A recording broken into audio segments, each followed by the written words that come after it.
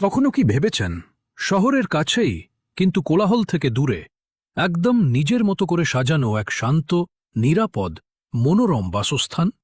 আপনার সেই স্বপ্ন আজ বাস্তবে রূপ নিতে চলেছে।